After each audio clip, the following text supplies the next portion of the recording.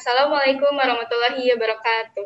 Perkenalkan, nama saya Azara Fahia Kirana. Saya bersama kedua teman saya, Hasna Konita dan Zain Fairusafa. Pada kesempatan kali ini, kami akan mempresentasikan hasil gagasan tertulis kami yang berjudul Katalisator Berpikir Objektif dalam Bermedia Sosial, Analisis Fenomena Panjat Sosial yang telah kami susun dengan sebaik mungkin. Selanjutnya, akan ada pemateri pertama yang disampaikan oleh Hasna Konita. Latar belakang dari gagasan tertulis kami adalah saat ini tidak ada batasan dari setiap orang untuk mencari informasi, khususnya melalui internet. Akibat pandemi COVID-19 yang terjadi saat ini, dapat dilihat bahwa masyarakat lebih sering menggunakan internet, salah satunya yaitu untuk mengakses media sosial. Perubahan keadaan yang membuat pola komunikasi masyarakat yang awalnya bisa bertatap muka, saat ini hanya bisa mengandalkan internet itu sendiri. Hal itulah yang menyebabkan banyak dari kalangan masyarakat yang berlomba-lomba ingin menaikkan status sosial menjadi lebih tinggi melalui media sosial atau disebut juga dengan panjat sosial. Jika hal itu dibiarkan, maka akan berdampak pada menurunnya kualitas berpikir secara rasional dari setiap individu. Tujuan dari gagasan tertulis yang kami buat adalah yang pertama untuk menciptakan alternatif website dan yang kedua untuk meluruskan dan membuka pemikiran masyarakat dengan alternatif website. Manfaat dari gagasan tertulis yang kami susun adalah mampu menyediakan media alternatif berupa website yang mampu dirasakan manfaatnya secara komprehensif oleh peneliti, siswa SMA ITB Ummul Qura, dan masyarakat umum. Berikut adalah temuan peneliti berdasarkan kuesioner yang sudah disebarkan kepada 106 responden yang penulis anggap sudah mewakili populasi tertentu. Pada diagram 1, yaitu aplikasi media sosial yang sering digunakan, aplikasi media sosial WhatsApp memperoleh persentase terbanyak yang dipilih responden sebagai media sosial yang sering digunakan, yakni 39,6%. Hasil analisis berdasarkan alasan yang diberikan oleh responden, penggunaan WhatsApp sebagai aplikasi praktis karena di dalamnya pengguna dapat saling berkomunikasi berupa chatting, membagikan foto, video, dan informasi tertulis. Pada diagram kedua, konten yang sering dibagikan di media sosial,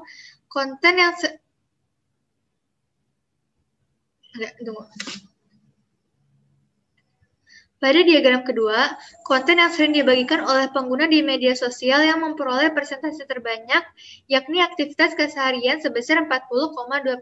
Sesuai kondisi saat ini, pemerintah sedang melakukan upaya pencegahan penyebaran virus COVID-19. Maka seluruh masyarakat dianjurkan untuk membatasi aktivitasnya di luar rumah, sehingga masyarakat lebih sering menghabiskan dan melakukan aktivitas kesehariannya di rumah. Kondisi demikian berdasarkan hasil analisis alasan responden, mempengaruhi intensitas penggunaan media sosial. Selanjutnya, diagram 3 menjelaskan seberapa sering membagikan konten di media sosial. Waktu pembagian konten di media sosial ini, terutama di Instagram, jawaban seminggu sekali memperoleh persentase tertinggi, yakni sebesar 34%. Hal ini disebabkan oleh kreasi atau kreativitas konten yang dibuat untuk dibagikan di media sosial. Selanjutnya, diagram 4 menjelaskan mengenai aplikasi media sosial yang sering dipakai untuk panjat sosial. Berdasarkan diagram di atas, aplikasi-aplikasi media sosial tersebut memiliki peranan masing-masingnya dalam memfasilitasi aktivitas panjat sosial. Adapun fasilitas foto dan video dalam hal ini diwakili oleh Instagram, video diwakili oleh TikTok dan YouTube, tulisan diwakili oleh Twitter, sedangkan aplikasi media sosial secara keseluruhan sudah mencakup semuanya, baik itu foto, video, dan tulisan, yakni WhatsApp. Solusi yang sudah diterapkan ini terdapat pada UU ITE pasal 27 ayat 3. Selanjutnya, beberapa waktu yang lalu, Badan Reserse Kriminal atau Barreskrim Polri telah meluncurkan virtual police atau polisi virtual yang ditujukan untuk menghindari tindak kriminal terkait UU ITE pasal 27 ayat 3. Dengan website yang mengutamakan konten kreatif, konteks audiovisual yang kreatif, serta konten yang atraktif, diharapkan hal itu dapat mengedukasi dan dapat memaksimalkan setiap bagian dari masyarakat dalam penggunaan media sosial itu sendiri.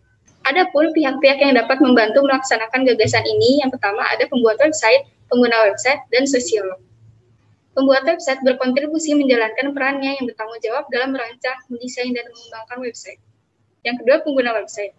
Pengguna website dapat menjalankan perannya yakni dengan memberikan feedback, sehingga dapat membuat terjadinya komunikasi dua arah yang dapat membuat baik pengguna ataupun pembaca website dapat menggunakan website tersebut dengan baik. Yang terakhir ada sosiolog. Website yang berisi informasi penggunaan media sosial yang bijak, perlu adanya kontribusi peran dari sosiolog, terutama ahli yang fokus pada sosiologi komunikasi di media sosial sebagai pihak yang menguasai dalam hal komunikasi yang saling mempengaruhi. Selanjutnya ada langkah strategis. Langkah strategis ini ada 6. Yang pertama, membuat website yang informatif dengan tampilan dashboard yang menarik. Kedua, menentukan kontes atau etalase yang atraktif. Ketiga, menentukan ruang lingkup website yang fokus pada satu pembahasan. Keempat, menampilkan menu navigasi di dalam website. Kelima, membuat halaman tentang kami atau halaman kontak di dalam website yang berisi tentang informasi terkait website. Dan yang terakhir, yaitu memperbarui dan terus mengembangkan website secara berkala.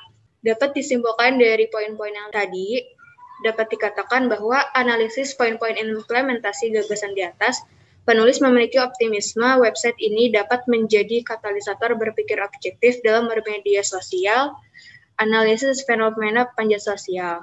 Itu website ini dibuat dengan informatif dan menampilkan tampilan dashboard yang menarik. Ruang lingkup website difokuskan ke satu pembahasan, yakni informasi penggunaan media sosial dengan bijak.